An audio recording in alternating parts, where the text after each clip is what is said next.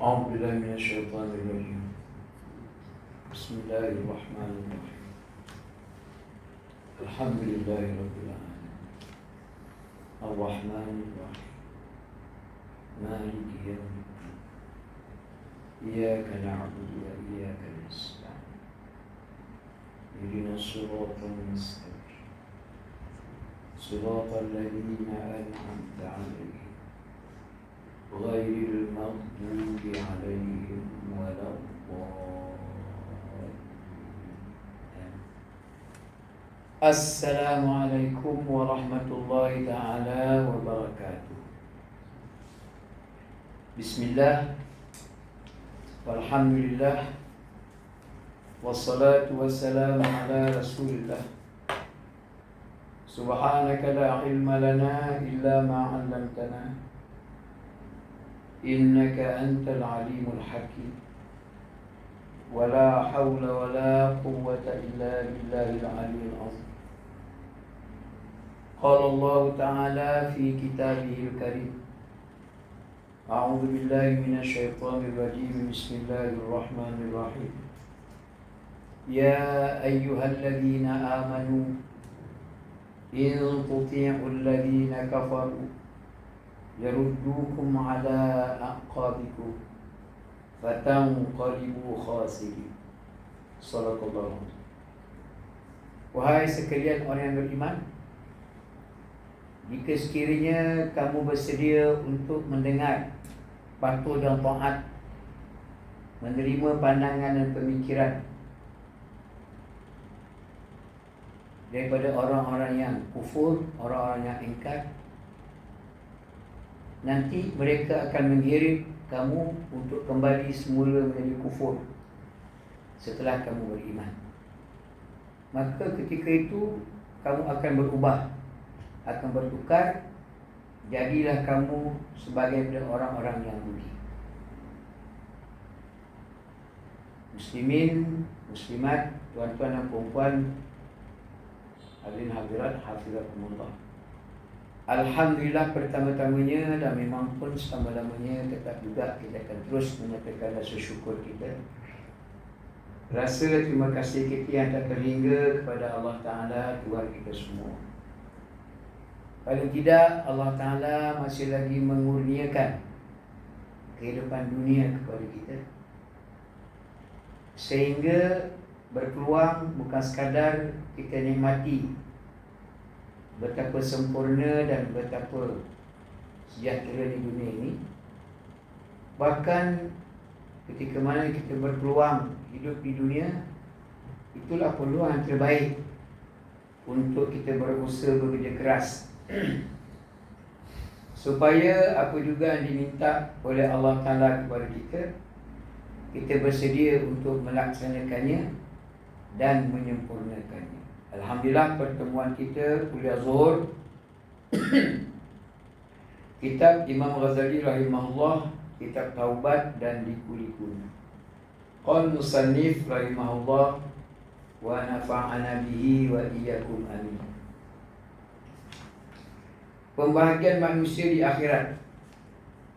Di antara perkara-perkara yang menjadi kelebihan, keutamaan yang tidak ada pada agama yang lain ataupun budaya yang lain ataupun pemikiran yang lain, bahawa tentang adanya kepercayaan hari akhirat.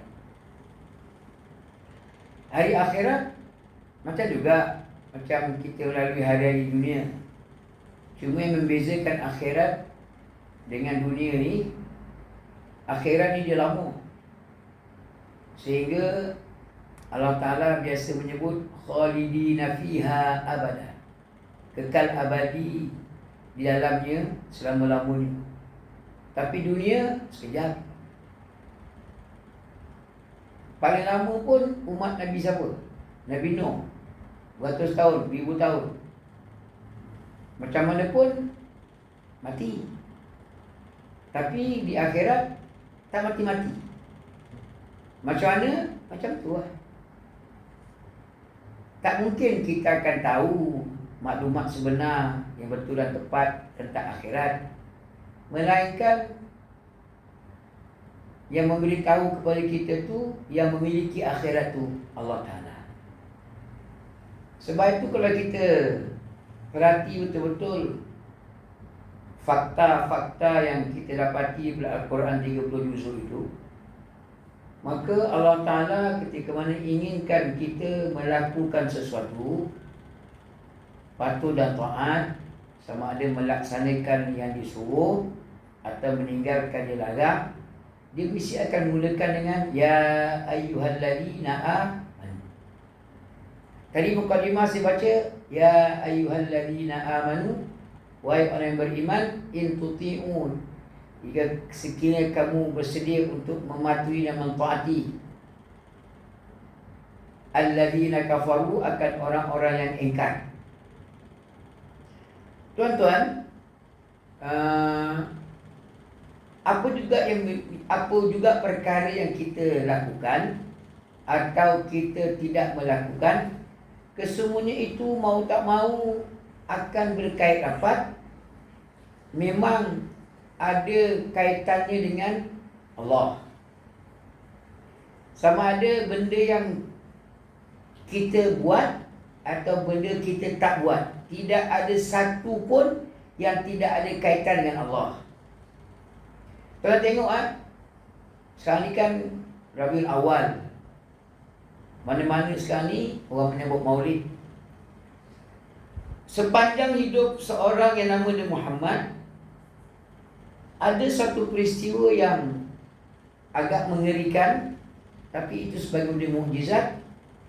Semasa Nabi Muhammad SAW dipelihara di rumah Halimatus Sa'diyah, ada peristiwa yang menakutkan, iaitu peristiwa Nabi dibelah dadinya, lalu disuci, dibersihkan hati dia.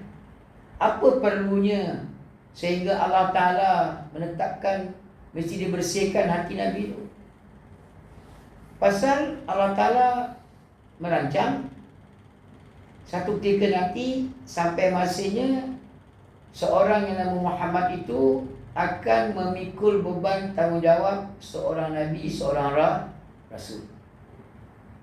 Maka persediaan yang utama untuk memikul tugas tanggungjawab itu mestilah dipikul dengan hati yang suci dan bersih. Pasal Nabi ini bukan sekadar dia hidup seperti mana kita, tetapi dialah punca segala kehidupan. Penjelasan, penerangan, asal usul, punca, Nabi lah yang akan menjelaskan.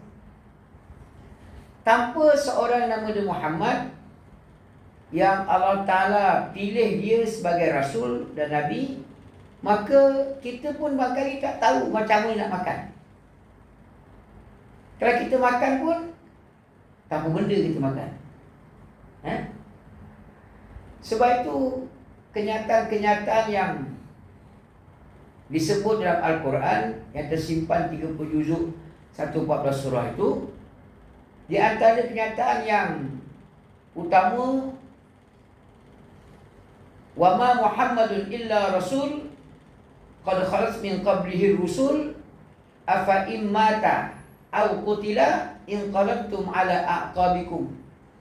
Allah Ta'ala kata seorang yang nama dia Muhammad itu tak lain tak bukan melainkan Rasul.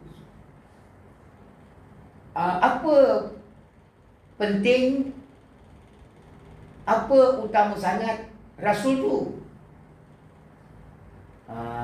Rasul ni bukan semua orang boleh jadi Rasul. Ia hanya dilantik oleh Allah Ta'ala. Ia tidak dipilih melalui sistem pilihan raya, ataupun kita kena isi borang, download, mohon kerja macam isi borang JPA, SPN dan seumpamanya. Tak. Allah Ta'ala yang pilih. Zaman berzaman. Jadi Allah Ta'ala kata Muhammad ni tak lain tak bukan Rasul. Rasul-Rasul ni sebelum Muhammad jadi rasul, sebelum tu min qabli rusul. Qad khalat min qablihi rusul. Sebelum Muhammad jadi rasul, ramai rasul-rasul yang dilantik oleh Allah Ta'ala. Cuma persoalannya, ada perbezaan manusia ni menganggap ketika mana batang tubuh rasul tu ada dengan ketika mana batang tubuh rasul itu tidak ada. Kan?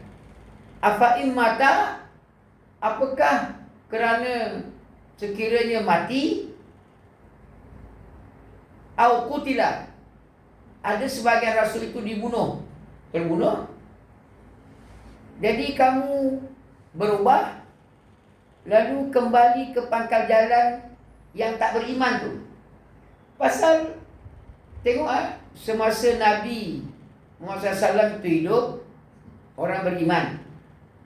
Ketika mana Nabi sudah tidak ada, maka sebahagian daripada orang yang beriman itu lalu berubah menjadi kufur. Macam ada sebahagian orang Islam ketika Nabi tak ada dah, masa Abu Bakar menggantikan tempat Rasul sebagai ketua kerajaan, sebahagian orang Islam sudah mula tidak mau mengeluarkan zakat. Pasal mereka menganggap Nabi dah tak ada. Jadi nak sebutnya tuan-tuan, kepatuhan dan ketaatan itu kadang-kala bila ada batang tubuh Nabi, patuh. Bila tak ada batang tubuh Nabi, tak patuh. Zaman ketika baru saja Nabi wafat, sahabat Abu Bakar tu masih ada, sudah berlaku macam tu. Au qutila afa imata, sama ada mati au kita terbunuh, maka sebahagian telah mula engkar, tak dengar cakap. Macam kalau kita selalu saya ambil contoh, kalau masih ingat kisah Nabi Musa dan saudaranya Harun, ketika mana Musa masih ada, Harun masih ada, selepas Allah Ta'ala menyelamatkan Nabi dan Bani Israel dengan mukjizat terbelahnya laut, apabila Allah Ta'ala kata alqi asad, engkau pukul laut itu dengan tongkat kau, terbelah dua laut tu. Kan peristiwa yang terkenal ketika Fir'aun dan kerajaannya mengambil sikap untuk memburu pengikut yang beriman kepada Allah Ta'ala, sehingga diburu sampai habis darat, dah tak ada tanah nak lari dah, tinggal air je. Maka dengan bantuan mukjizat Allah Ta'ala terbelah dua, mereka menyeberang, selamat. Selamat. Belum Nabi Musa mati lagi, selepas selamat menyeberang laut, lalu Allah Ta'ala memerintahkan supaya perjalanan diteruskan, terus pergi ke bumi Palestin, supaya membebaskan bumi Palestin yang ketika itu diperintah oleh kerajaan yang zalim. Ketika itu ada pemerintah lagi zalim di bumi Palestin. Jadi Allah Ta'ala memerintahkan Nabi Musa dan Bani Israel untuk pergi membebaskan bumi Palestin. Belum lagi Nabi wafat, mereka sudah ingkar. Sebagian daripada pengikut Nabi Musa tidak mau. Dia kata, izhab anta wa rabbuka faqatila. Engkau yang pergi wahai Musa, kau dengan Tuhan kau. Kami tunggu je kat belakang. Kau dua je lah pergi. Padahal Allah telah menjanjikan dengan satu jaminan bahawa Allah Ta'ala pasti akan tolong. Terbukti sebelum ini memang Allah Ta'ala tolong dengan bantuan mukjizat. Cuma nak kau pergi je. Kau pergi, kau berusaha lawan. Itu je. Kemenangan, jaminan.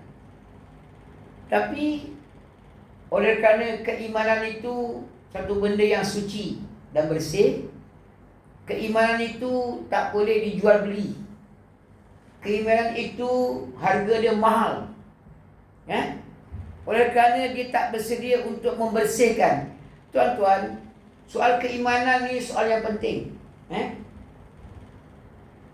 Kadang-kadang setengah orang tak beriman tak apa, jangan tak makan. Tak beriman tak apa ustaz, jangan tak masuk. Yang penting masuk. Yang penting syurga dengan nis. Tak beriman pun tak apa. Ini bahaya. Ini bahaya. Keimanan itu mesti dibina. Setelah kita bina keimanan, mesti kita jaga supaya dia tak sengit, dia tak goyang, kan? Dia tak koyak, dia tak panas, kena jaga. Dan mesti senantiasa disuburkan. Kenapa kita bila solat, kita mazhab Syafi'i, walaupun kunut itu satu yang sunat, tapi dia sunnah. Digalakkan untuk kita membacanya. Kalau kita terlupa ke tak baca, nanti kita kena ganti dengan sujud sahwi. Pasal penting. Sampai ulama kata, kalau tak boleh, tak hafal doa kunut macam mana? Bacalah Rabbana atina fid dunya hasanah wa fil akhirati hasanah wa qina adzabannar.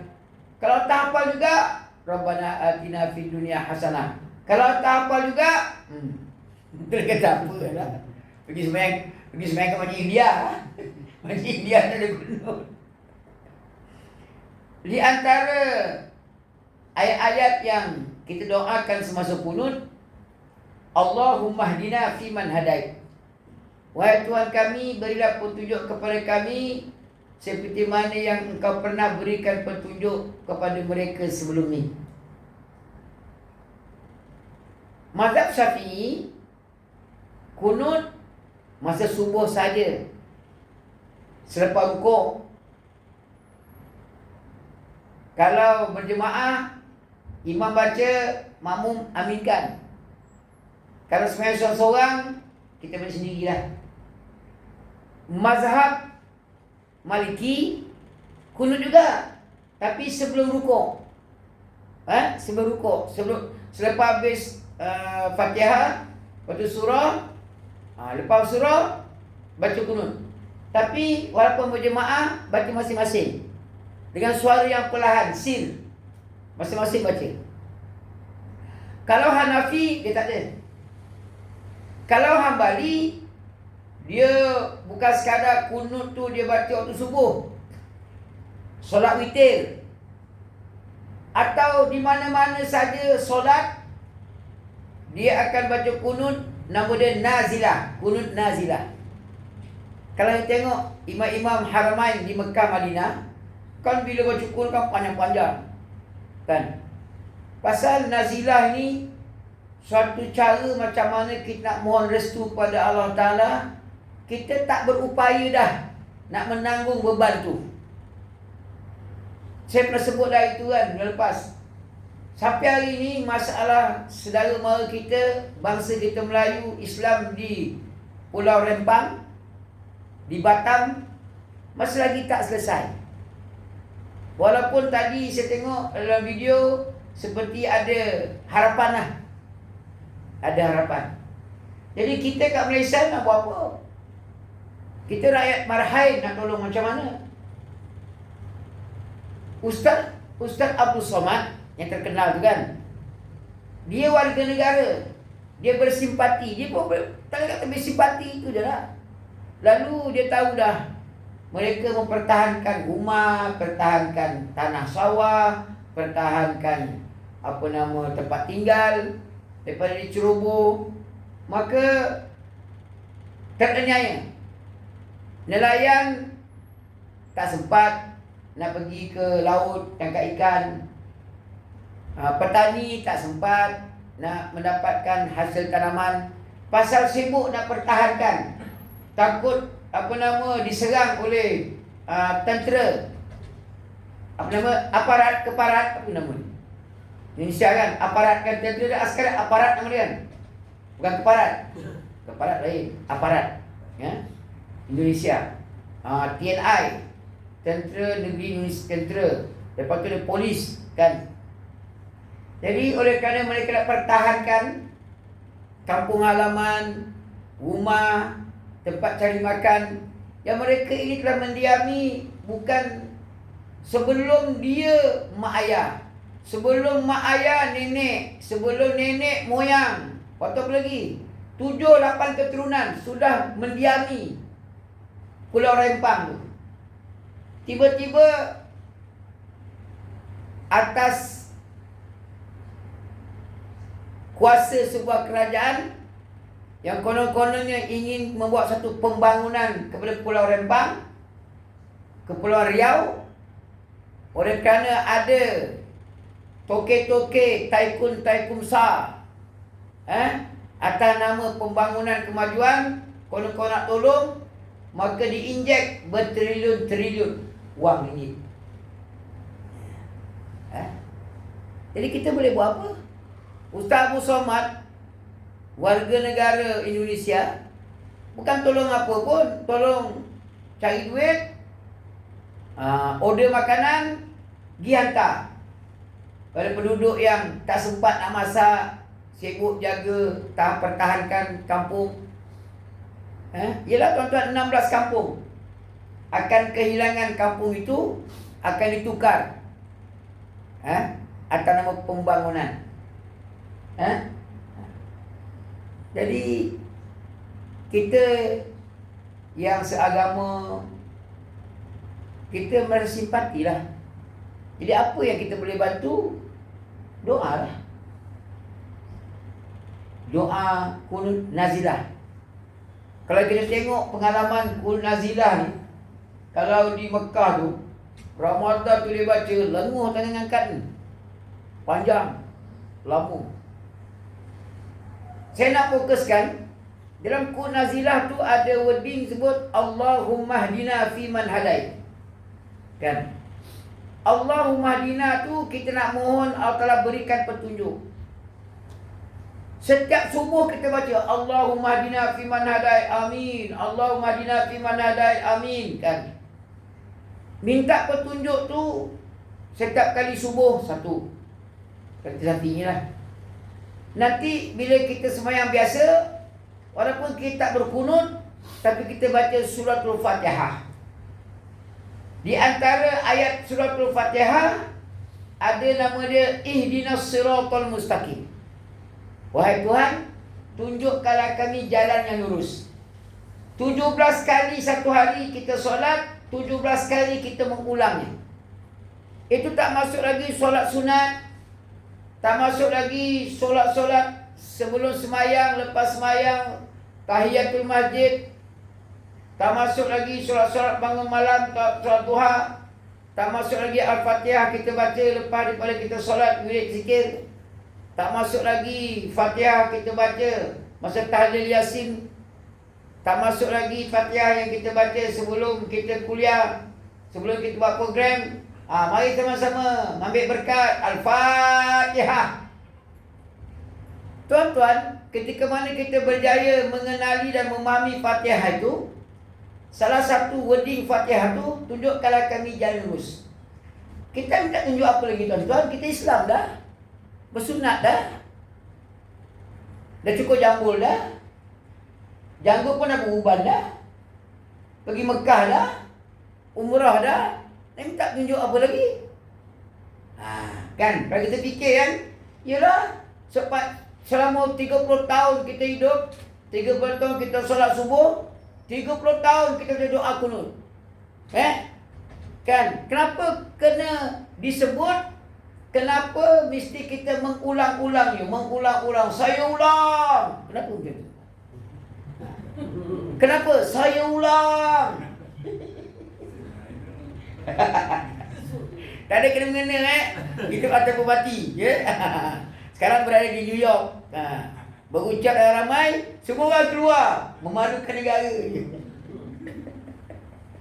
Tuan-tuan, kenapa kita mesti minta tunjuk? Pasal tadi saya baca kan,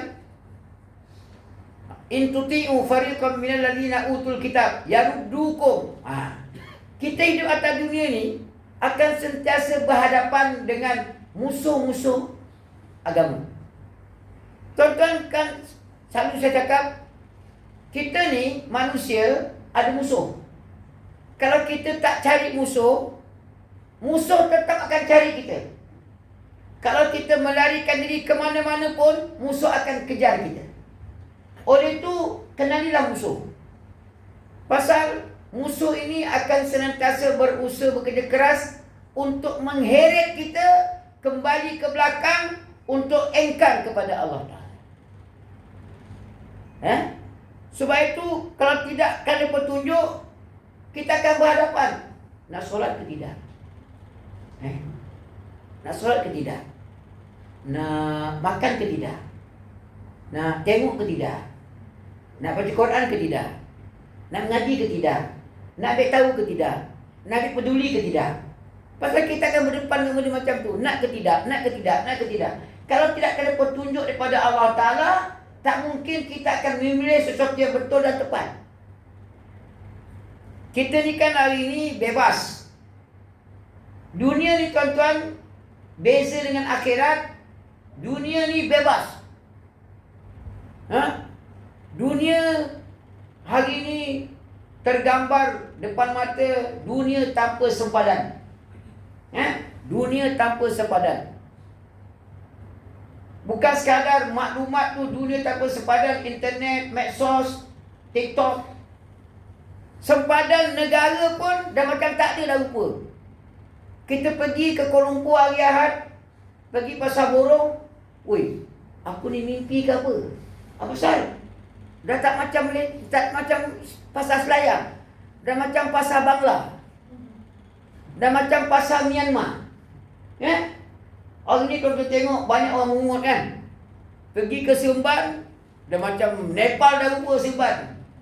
Pergi ke Melaka pun macam tu juga. Pergi pasar Burung Dayang pun lagi dahsyat.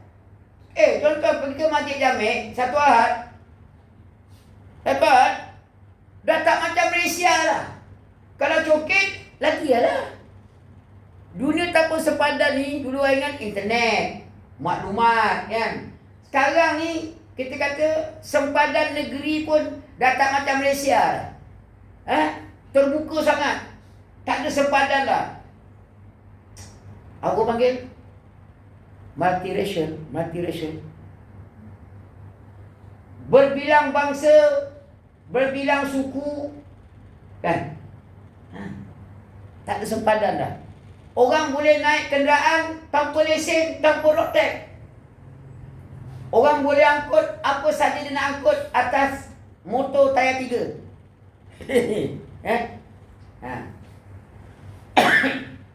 Siapa-siapa pun boleh berkenderaan.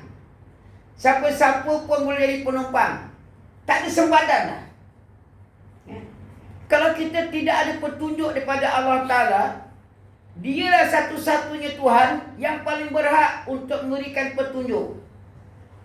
Kalau orang yang kufur, yang engkar memberikan petunjuk, sesat kita. Tuan-tuan tahu tak? Saya akan sebut benda ini berulang kali sampai habis penggal lah, kalau umur panjang kan.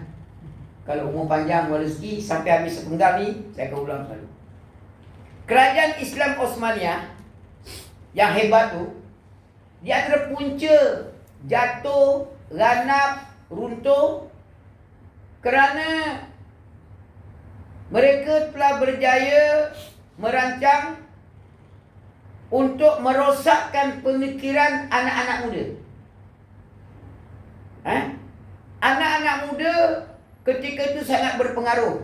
Ramai anak muda kan dia selalu keluar rumah, selalu diperhatikan, selalu mempengaruhi. Orang yang tak muda bukanlah tua, yang orang yang dah berumur. Kita boleh sudah berumur sebab orang tua kan orang sensitif. Orang dah berumur, dia kan banyak duduk rumah, banyak baring, banyak tidur. Mana nampak sangat dia dah ramai. Yang nampak dah ramai ni orang muda. Dia boleh mempengaruhi. Itu konsep siapa kan? Bukan Misha Umar nama apa? Baby Shima. Tak tengok itu Baby Shima. Rugi lah tak tengok Baby Shima. pakai baju ketat, seluar ketat, ditayang bontot kan. Tahu, tengok rugi lah. Baby Shima. Cuba tengok. Yang mempengaruhi Baby Shima tu berapa umur dia? Tak sampai 60 kan? Cik muda lagi ya. Berapa puan cik umur Baby Shima? Tak tahu. 20? Mudanya. 24 lah. Still young. Cuba tengok, dia tu muda dah. Cuba tengok peminat-minat dia. Yang ramai tu. Yang tunjuk-tunjuk langit tu. Yang bercampur lelaki perempuan. Bertudung, tak bertudung. Cuba tengok. Orang tua ke orang muda? Budak-budak muda. Silap-silap belasan tahun yang paling ramai. Umur belasan tahun. Tuan-tuan, strategi musuh dia nak meranakkan orang Islam dan agamanya. Di antara cara dia yang paling ampuh, target dia orang muda. Dirosakkan pemikiran orang muda. Oleh kerana bila jiwa tu muda, memang suka berhibur. Kalau boleh nak berhibur. Mana kalau apa benda pun mesti nak berhibur lah. Tak nak tension. Mana kalau berlaki tengok di sekolah-sekolah hari ni, konon-konon atas nama jangan bagi anak-anak kita boring. Masuk kelas, cikgu kat depan, tak kisah ustaz ke tak ustaz, kopiah ke songkok ke, apa dibuat mula-mula kelas? Kita menari dulu. Kita menyanyi, kita menari dulu. Gerak-gerak badan. Nanti dah habis belajar, nak balik rumah, supaya bersemangat belajar, seronok, besok datang lagi yang seronok, menari lagi. Kita menari, kita menyanyi, nak balik, nak habis sekolah. Hiburan. Hiburan. Kalau boleh ustaz, janganlah kalau kuliah tu serius sangat. Sampai berkerut dahi kan. Tension. Kena buat kelakar-kelakar ni ustaz. Kalau boleh buat kelakar sikit. Kalau baca Quran pun ada melodi macam lagu Hindustan. Kan ada ustaz Bollywood kan dia pandai kan. Dia baca Quran tapi lah rentak Hindustan. Dia tak dengar lagi Al-Quran, rentak heavy rock. Kalau heavy rock tak lagu dengar, sakit telinga. Hiburan tu. Pasal siapa boleh tolak hiburan? Semua nak hiburan. Memang jiwa yang muda nak berhibur. Kalau nak belajar pun biar terhibur. Nak buat apa benda, masak pun hibur. Suri rumah tangga, puan-puan ke cik-cik, kalau boleh membasuh pun berhibur. Kalau boleh cuba tengok mesin basuh kan, tekan je ada bunyi melodi. Nanti bila habis dia dah tukar air, dia ada bunyi. Nak menghibur orang yang membasuh. Dah habis spin, hibur lagi. Bila dah habis basuh, kemudian dia cuci, lepas tu dia spin, bagi kering, dah habis spin, dah akan ada bunyi muzik untuk menghibur. Wah, lega. Dah habis dah baju, beli sidai. Hiburan. Apakah agama kita ni mengharap untuk berhibur? Tak. Tapi ibu, puan, cik, bila kita berhibur, adakah mesti menari? Adakah mesti menyanyi? Tak mesti.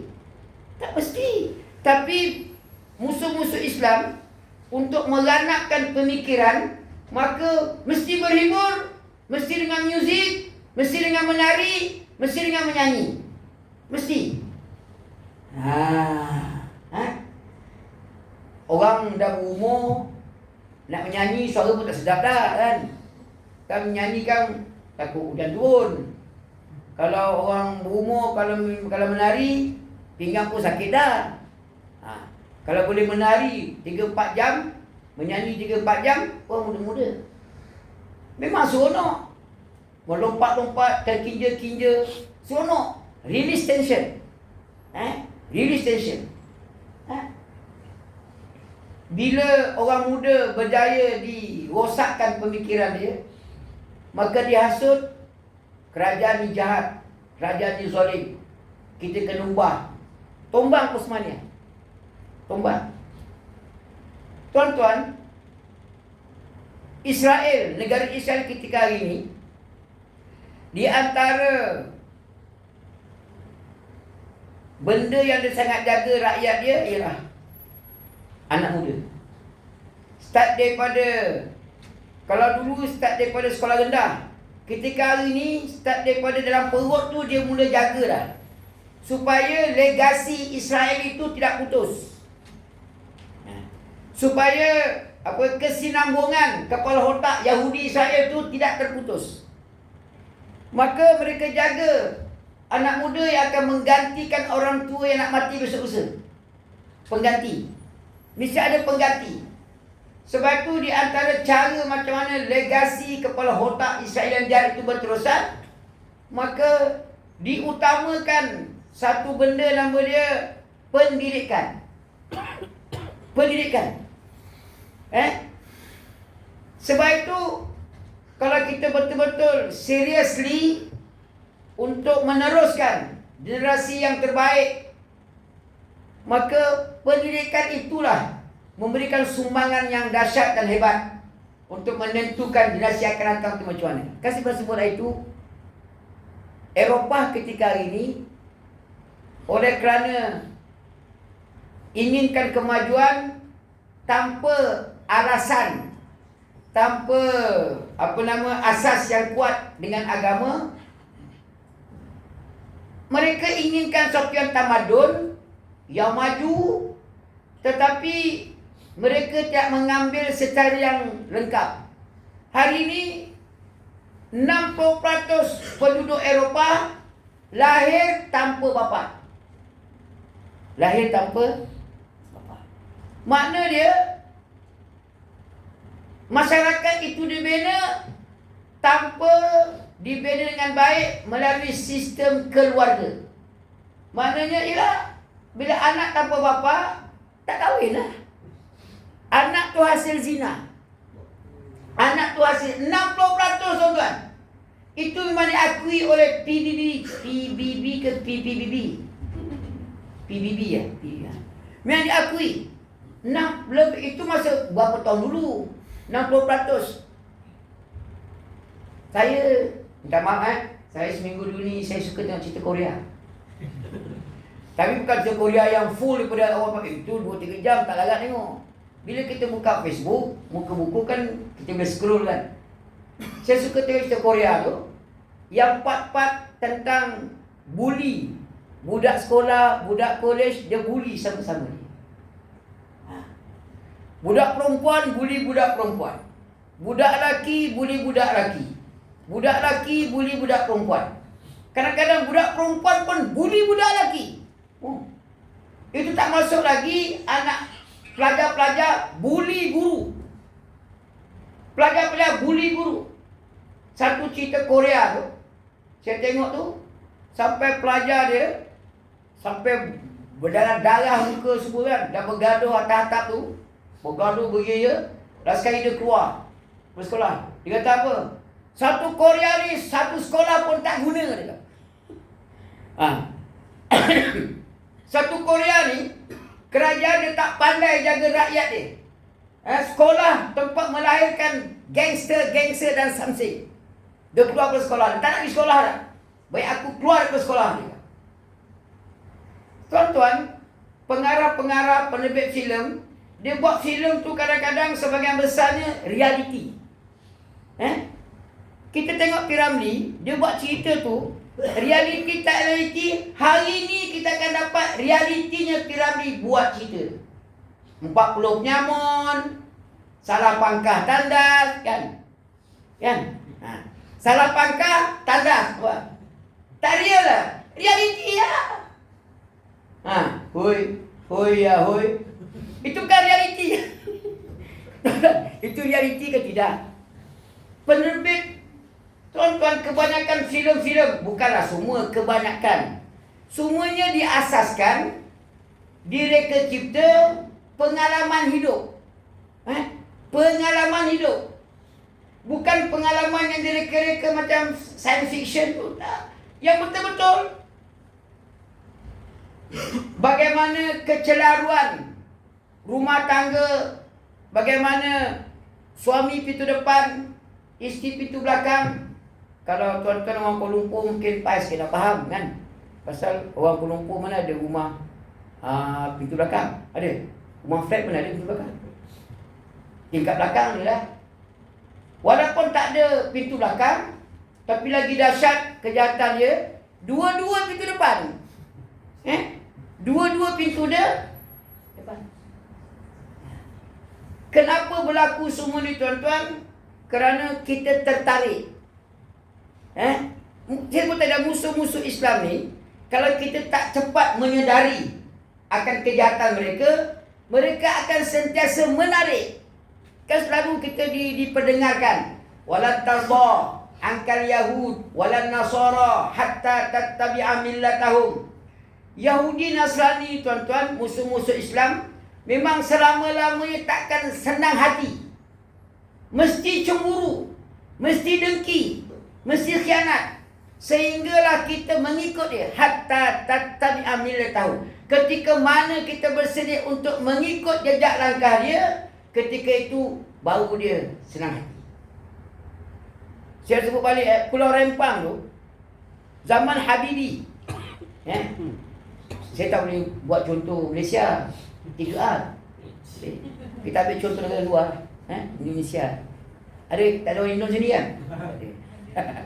Ada Indon sini. Bini Indon ada lah kot. Pulau Rempang tu sejak daripada zaman Habibie kan, kerajaan Singapura memang nak sangat ke Pulau Riau tu. Tetapi Habibie kata, aku takkan benarkan seinci pun tanah air aku akan diambil oleh negara luar. Habibie. Busuk-busuk Habibie. Pasal Habibie kata, memang itulah pesanan presiden-presiden sebelum dia. Baik Soeharto dan juga Soekarno. Seinci pun dia tak bagi. Dia tak bagi. Walaupun tawaran macam-macam diberikan. Walaupun macam-macam tawaran diberikan, dia tak bagi. Tapi tuan-tuan, musuh-musuh ni, dia akan berusaha bekerja keras. Ira Singapura ni tuan-tuan, walaupun dia berdaya tambak laut dia, berapa banyak dia daratan dia dibina. Kan? Walaupun dia menyekat kelahiran, sekarang saya sekat dah. Dah boleh kahwin laki-laki. Nak beranak macam mana? Tak beranak dah. Memang akan menuju kepada kepupusan lambat laun. Dah boleh kahwin laki-laki dengan perempuan, nak beranak macam mana? Anak kucing ada tak? Jadi negara makin sempit. Berpunca pada hati yang sempit. Jadi nak tak nak, dia kena berkembang. Paling dekat Indonesia. Maka senantiasa ditawarkan. Ditawarkan. Tuan-tuan, kalau kita masih ingat, saya pernah sebut bulan lepas kan. Imam Ghazali sebut satu kaedah macam mana agama memberikan satu ruang, satu tawaran untuk membina masyarakat walaupun berbilang bangsa, berbilang kaum, berbilang budaya, hatta berbilang agama sekalipun. Apa kaedah yang dibuat oleh agama? Imam Ghazali kata, ad-dinu usun was-sultanu harisun. Agama itu asas. Sultan, kerajaan itu pemelihara. Pasal Imam Ghazali mengeluarkan satu fatwa, pendapat ad-dinu was-sultan, tahu aman. Agama dan negara itu suatu yang berkembang. Tak mungkin ada agama tanpa negara, tak mungkin ada negara tanpa agama. Suatu yang tidak ada asas akan hancur, suatu yang tidak ada pemelihara akan hilang. Saya nak buktikan. Ya betul Mahal sebut. Walaupun zaman Imam Ghazali itu tak ada lagi Pulau Rempang, tak ada lagi Pulau Batam. Pulau Rempang ni tuan-tuan, kalau kita buka maklumat, dia ada 16 kampung. Ketika mana China, Taikun, Taipan, Kolomengrat, teknokrat semualah keparat-keparat semua kan, menawarkan suatu pembangunan bertriliun-triliun. Memang kita tak menafikan perlu pembangunan, tetapi ketika mana menerima lalu menghilangkan, walaupun atas nama diberikan penempatan semula, diberikan penempatan, tetapi ketika pembangunan itu akan masuk, akan menghilangkan 16 kampung. Ketika mana kerajaan sepatutnya menjalankan tugas tanggungjawab dia, amanah dia untuk memelihara rakyat dia. Ketika mana dia sudah tidak menjalankan tugas amanah itu, maka dia telah menghilangkan tanggungjawab dia. Hilanglah nanti 16 kampung. Akan hilang 16 kampung. Itu tak ada siapa boleh menafikan. Baik tu tuan-tuan, macam kita katalah, bila seorang suami patut bertanggungjawab jaga anak dan isteri, tiba-tiba dia tak memelihara anak isteri, maka akan hilang anak, akan hilang isteri. Paling tidak isteri akan jadi janda, anak akan jadi yatim piatu, tak tentu hala. Ini last satu, tak kedua. Saya sebut ke bulan lepas, kalau saya terulang, minta maaf. Saya ada kawan, lama tak jumpa. Bang, lama tak jumpa bang. Sakit Ustaz. Sakit. Sekarang okey. Okey dah Ustaz. Sakit apa? Buasi. Sakit buntut. Buasi. Lepas tu abang tak rawat ke? Tak rawat ke hospital kerajaan? Tak Ustaz. Habis rawat mana? Hospital KPG. Habis Ustaz, berapa nilai rawatan? 30 hingga 32 ribu. Nak repair buntut tu 30 ribu. Tak apa Ustaz, bukan saya bayar, insurans bayar. Saya bukan nak fokuskan tentang sakit tu dah. Nak fokuskan kenapa rakyat bila sakit disapkan kepada insurans. Sebab tu kerajaan lah bertanggungjawab. Pasal dia tu pemelihara. Ketika mana sebuah kerajaan tidak bersedia untuk memelihara kesihatan rakyat, maka rakyat akan sakit. Boleh faham tak ni? Kena saya ulang sekali lagi. Saya tak ada insurans. Macam mana saya nak jaga kesihatan saya? Anak-anak kita nak sambung belajar, perlukan duit, modal. Memang tuan-tuan, kalau kita mengaji bab agama menetapkan memang kita kena mengaji, kena belajar.